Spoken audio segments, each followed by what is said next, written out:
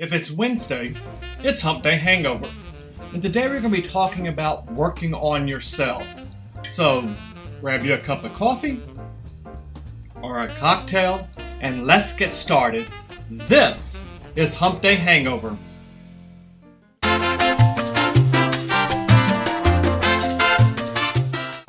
Consider this. Work harder on yourself than you do your job. If you work hard on your job, you can make a living. If you work hard on yourself, you can make a fortune. And that comes from Jim Rohn, who is a leader and guru in the industry in the field of personal development. And I love what Jim says. If you work hard on your job, you can make a living. But if you work hard on yourself, you can make a fortune. Because fortunes are more than just monetary. Fortunes encompasses the entire universe, and that's where the law of attraction brings back to you and rewards you with things you deserve. Now, today's lesson, Working on Yourself, comes from my best-selling book, My Moment to Succeed. Go out to my website, successeducator.com, and you can get the book out there. You can also find a link to Amazon and to eBay. I will autograph it, I will personalize it, and give free U.S. shipping for the book. Now, I want you to start visualizing the relationship of what you deserve between success and your passion. Think about that. What you deserve between success and your passion. Notice the word deserve. I'm not asking you what do you want. I'm not saying these are things that you think of or that you need or that you aspire to. It's what you deserve. And then ask yourself, have you really identified your passion? It took me a while to re-identify mine. If you haven't, go back a few years to a great movie, Sister Act 2 with Whoopi Goldberg. And what did Whoopi tell one of her students? Well, Sister Mary Clarence said, if when you wake up in the morning, all you can think of is, then you've discovered your passion, and that's what you are destined to do. So think about what you wake up in the morning and think of, go to bed and think of throughout the day. If that's who you see yourself as, that is your passion. That's who you're destined to become. So I ask you, are you following it? If you're not following your passion, then it's impossible to live your life to its fullest. Now, discovering your passion can be both exciting as well as intimidating. And most likely you do need to get out of your comfort zone. It's called a comfort zone for a reason. And you may experience difficulties along the way. These difficulties, these obstacles, the ability to course correct along the way, those are all affirmations that you are on the right journey. When you step outside of your comfort zone, you are admitting to yourself you have the confidence and the intelligence to manifest unforeseen results. The masses take the road most traveled. The difference makers go where few have gone before. Are you part of the masses, or do you have something to contribute?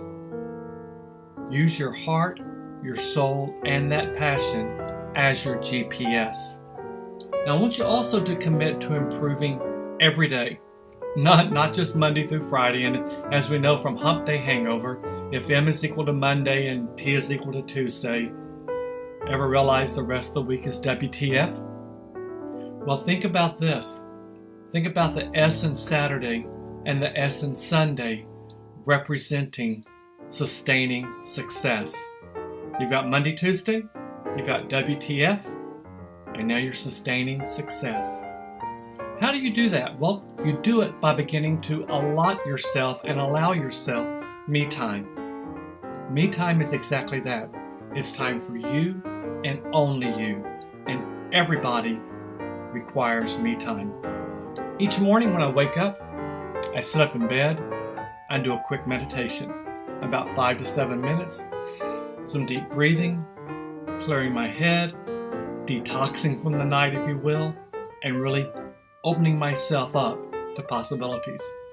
I get out of the bed, I go into a plank, and I hold a plank for as long as I can. And my goal is to hold that plank, to post that plank for a few seconds longer than the day before. Because what is that doing? It's getting the blood flowing in my system. It's also building my core strength, which is the core of your whole day. Build it. And then afterwards, have my first cup of coffee, and I sit down and I relax. Now, many people have asked me, how do you meditate? How do you learn how to meditate? Well, I was in that same boat as well. I went out and I Googled, how do I meditate? I also went to YouTube and I searched for meditation. And I came across two very powerful people. And they have a great meditation series out there, a great personal empowerment series. It's Deepak Chopra and Oprah Winfrey. And I would highly recommend going out and Googling them, looking at them up on YouTube. Deepak provides you a lesson and then walks you through the meditation. It's a great way to really open yourself up to those unforeseen possibilities. So the key to all of this is you. And think of KEY as an acronym for Keep Empowering Yourself. Fill your day, fill your spare time with podcasts, with blogs, with things from YouTube that are inspirational. I also want you to turn off the news, turn off cable news especially. Now for me, it's very difficult to say that because my background, my undergraduate and graduate degrees are in communication. That is the industry that I grew up in. I have tremendous respect for it.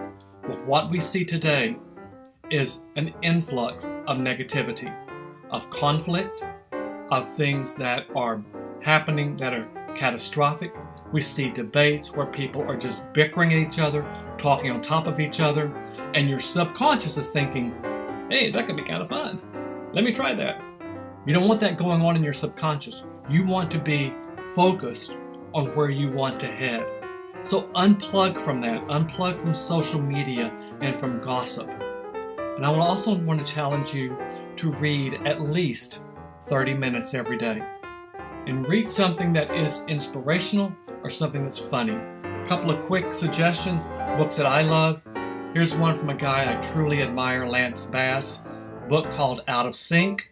You might remember Lance from the boy band NSYNC. Lance's memoirs here are really talking about how he grew up in the South, a very religious home, the trials and tribulations of joining a boy band, what he went through to get there, and where he is today. Just a great, great read. A few years ago, I had a real privilege of meeting this guy, Alan Cumming.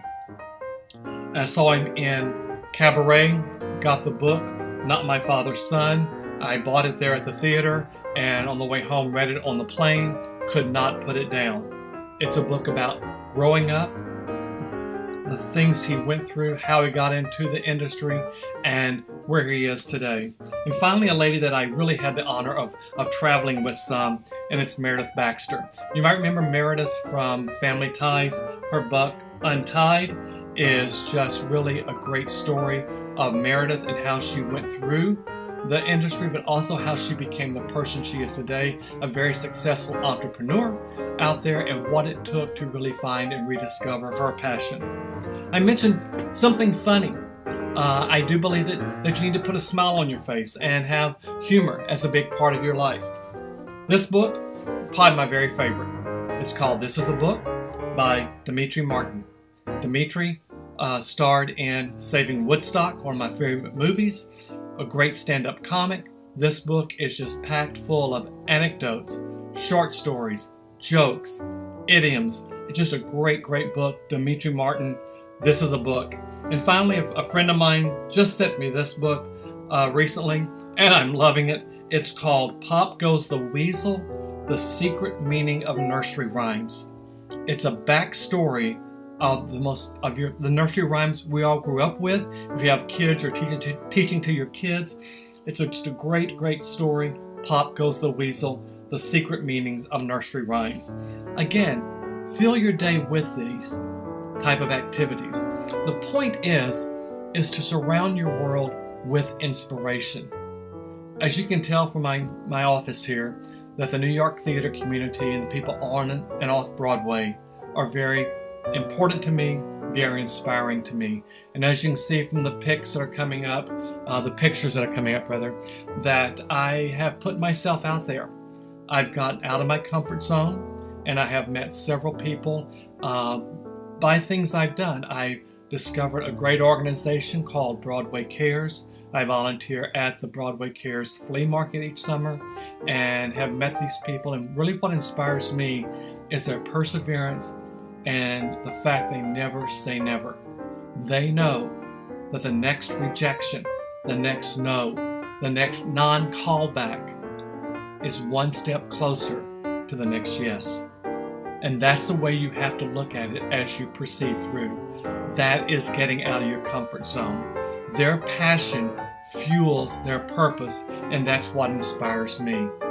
Now, Adrian Brody says that his dad told him that it would take about 15 years to become an overnight sensation. And he said it took him 17 and a half. So never give up. It may take you longer than someone else.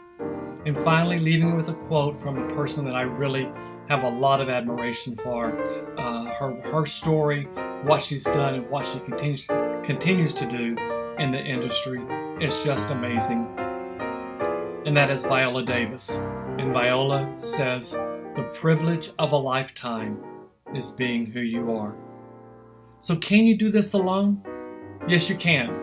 But it's better to share your wins. Find yourself a win buddy or an accountability buddy, even if it's someone virtual, someone that you talk to online. Find a win buddy and an accountability buddy. So how do you fuel your passion? Well, briefly, here's my shirt. And here's what it says. It reads, "Let love be the subject, verb, object, and action in your life." That's what you have to do. It starts with love. It starts with love being the subject, verb, object, and action. And that love starts by loving yourself. If you can't love yourself, how can anyone else? Journal every day.